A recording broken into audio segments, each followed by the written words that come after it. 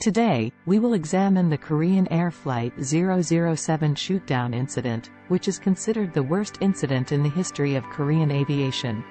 In the 1980s, when the Cold War was at its height, South Korea found itself geopolitically situated in the midst of the Cold War. During that time, South Korea experienced numerous incidents and accidents resulting from the ideological confrontation. However, among them, this incident stands out unparalleled in terms of scale and repercussions. On August 31, 1983, Korean Air Flight 007 had a total of 246 passengers and 23 crew members on board, including United States Congressman Lawrence Patton McDonald. The destination of the flight was Seoul Gimpo Airport, with a layover at Anchorage International Airport in Alaska. The aircraft took off from New York's Kennedy Airport around 1 p.m. on the 31st, Seoul time. Subsequently, the aircraft landed at Anchorage International Airport on August 31 at 8:30 p.m. Afterward, there was a delay, and it departed at around 9:50 p.m., which was later than the scheduled time. The actual takeoff for Seoul occurred at 10 p.m. At 10:27 p.m., the aircraft passed near the Kamchatka Peninsula radar station and deviated approximately 11 kilometers north of the intended J501 route. However, there were no warnings from air traffic controllers. At 10:49 p.m., the controller at Anchorage Center reported the aircraft passing Bazilev's waypoint. However, Korean Air Flight 007 was actually 22 kilometers north of the actual position of the Bazilev waypoint. At that time, it was within the jurisdiction of the U.S. Air Force radar base at King Salmon, but they had no control over civilian aircraft and thus did not issue any warnings. The aircraft was scheduled to proceed toward the northernmost North Pacific route, R-20. Around 12:05 a.m. on September 1, 1983, the aircraft entered the airspace in the northeastern part of the Kamchatka Peninsula, which was Soviet territory. The Soviet Air Defense Forces detected the aircraft's intrusion and identified it as a U.S. military aircraft. At 1:30 a.m., Korean Air Flight 007 entered Soviet airspace. However, there was not enough time for a proper response as the aircraft did not linger in the Kamchatka airspace for long. The Soviet air defense units stationed in the Kamchatka Peninsula chose not to engage.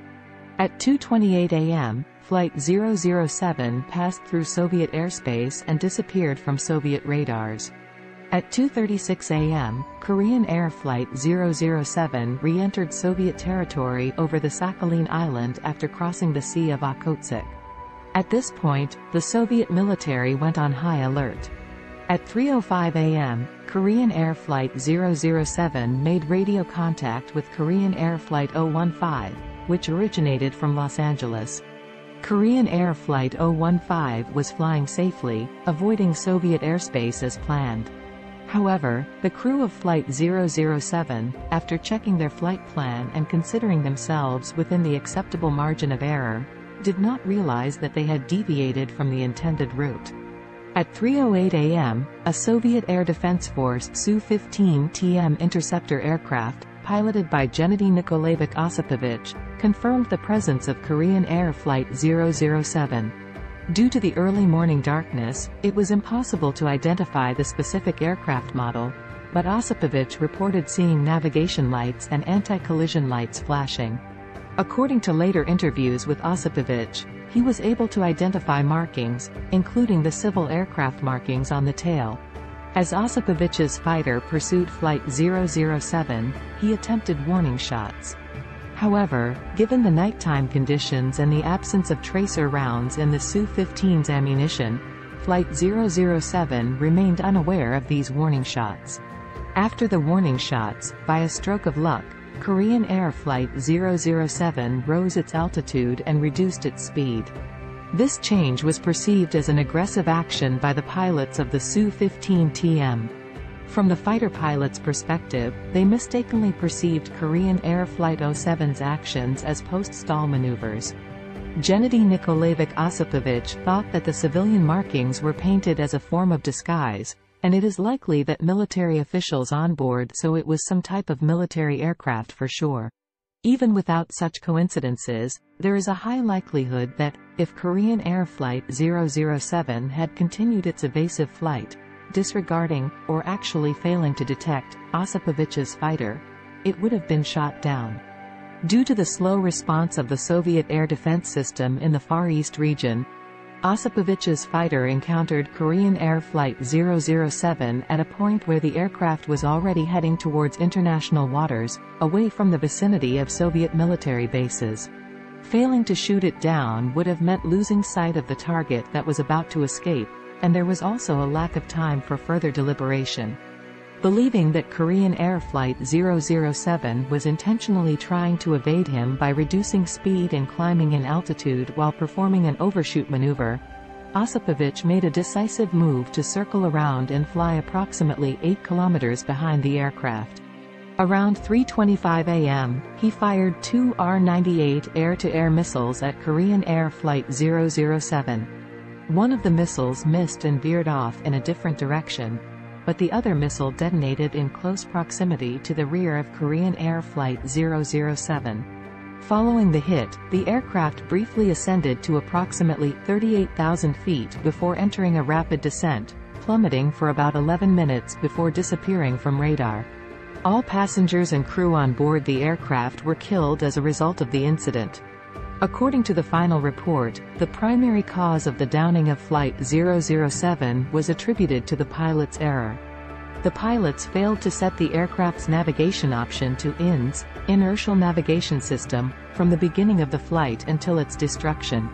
Instead, they maintained a heading mode throughout the entire flight, which means they relied solely on compass headings without using the conventional method of pre-programmed waypoints and navigating using inertial navigation devices. The pilot of Flight 007, Captain Chun Byung-in, born July 17, 1938, was considered one of the top elite pilots.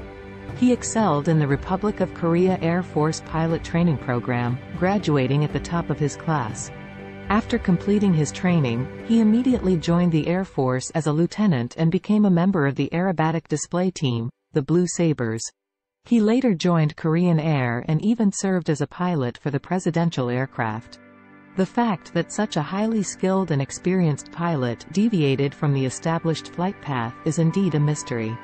Setting the navigation mode to INS, Inertial Navigation System, during pre-flight checks is considered a fundamental procedure, yet Flight 007 did not use the INS mode at all from takeoff to the point of destruction.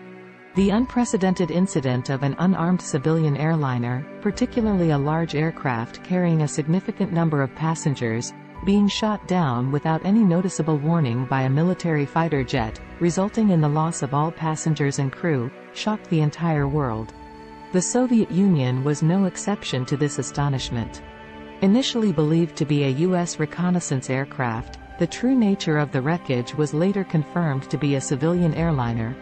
However, due to the secrecy surrounding the incident, only the military and government were aware of the details. Fuel and debris, as well as the black boxes, were swiftly collected and carefully managed until they were eventually returned to South Korea after the collapse of the Soviet Union. On September 7, the joint memorial ceremony took place at Seoul Football Stadium. Today, we have talked about the tragic incident of the Korean Air 007 shootdown, which remains one of the most devastating events of the Cold War era. Our thoughts and prayers go out to the victims and their families. May they rest in peace. Thank you for watching.